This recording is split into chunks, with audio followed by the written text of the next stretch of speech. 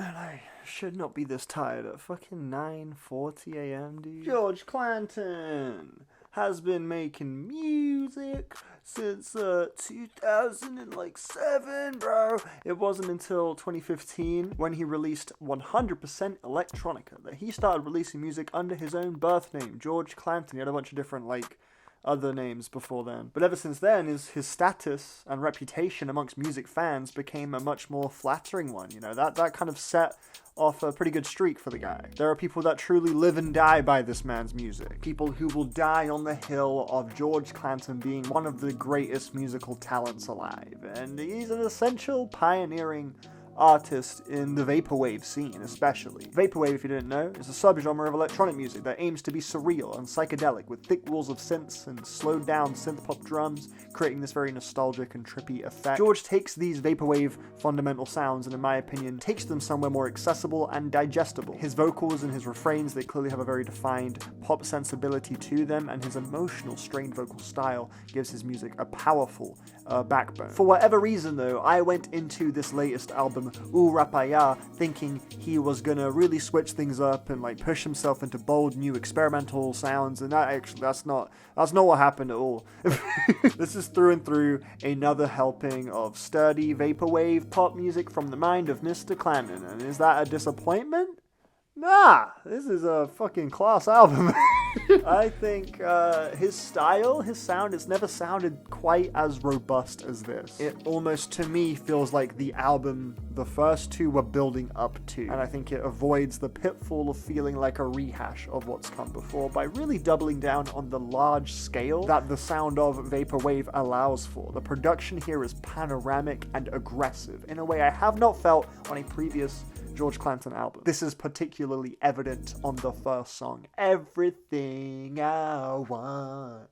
I've got everything that I need. Hey, personally, this song might just be my favorite opening track of the year. The impression that this left on me, just as a tone setter for this record, was unreal. I think the song that you choose to open your album with is extremely important. You know, you want to excite the listener right away, maybe even fucking scare him, show him something new to throw him off a bit, get a real hook in there, you know? Make it clear that, hey, you're in for something special with this project, and this track accomplished that in 10 seconds. It pretty literally explodes onto the scene of the road start with a gigantic, euphoric tsunami of noise right away, and it divulges very naturally into a really beautiful, shoegazy tune. George has some lovely vocal melodies on this song, just hovering amidst a sea of synths and heavy bass.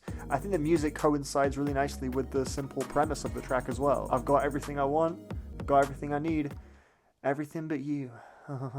The pain of that missing piece. You have so much to be grateful for, but that unignorable emptiness just feels huge and it overpowers everything. This is an incredibly emotional, relatable, vulnerable, lyrical centerpiece, and I think this song captures the gravity of that really effectively through a track that's as vigorous as it is simple. It really right away, had me buzzing to hear what this record was going to have in store, and I'm glad to report the highlights continue in spades. Punching Down was a first listen favorite. It has an equally compelling burst of an intro with these choppy vocals and 80s synthwave inspired synths. They dominate the instrumental here and they sound wonderful. George providing a vocal performance that's a little bit more breathy and airy and less solid, feels like a more exposed George than what I'm used to hearing. And I love the contrast of that frantic, busy beat next to a refreshing sensitivity from George. It kind of makes me feel like I'm being dragged into an irresistible high in the midst of the loudest nightclub I've ever seen. The 1-2 combo of You Hold the Key and I Found It and Vapor King Subreel makes for the most formless stretch of music in the record. I don't feel like either of these tracks are quite as interested as the rest of the songs in hooking the listener,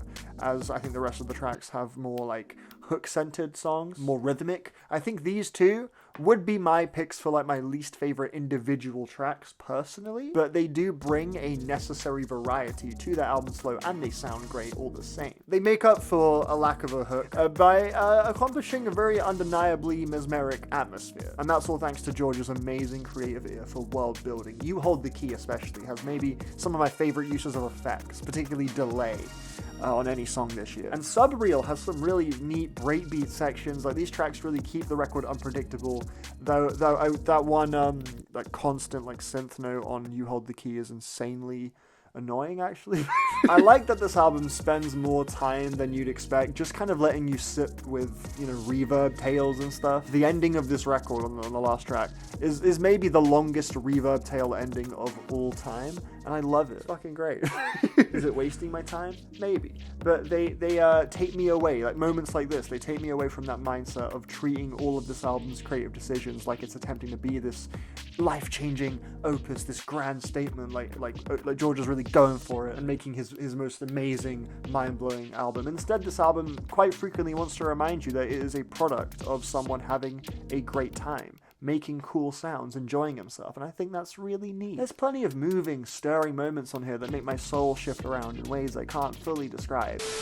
Is especially an anthem for the ages in that regard. What a fucking kick drum on that song, by the way. Sounds like it was produced by the big man Oppenschleimer.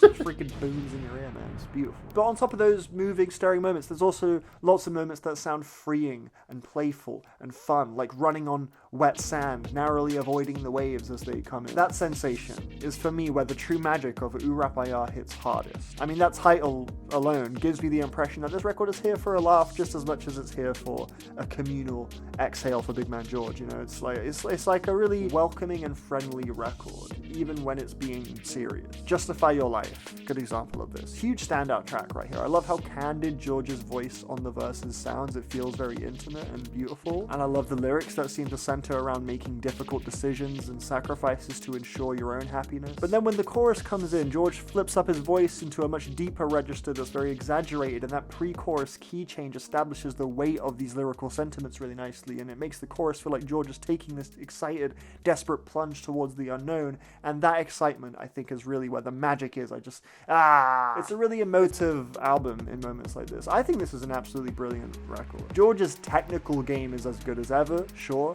but that doesn't mean shit if you don't use it to make compelling, daring, and just beautiful, pretty, tingly music. That's exactly what this is right here. Like, fuck me. It constantly just strikes this gorgeous balance of being truly transportive and immersive, yet beautifully therapeutic and silly. And on top of all of that, it just feels paramount for George himself. I would give this thing a fat old 9 out of 10. It is one of my favorites this year.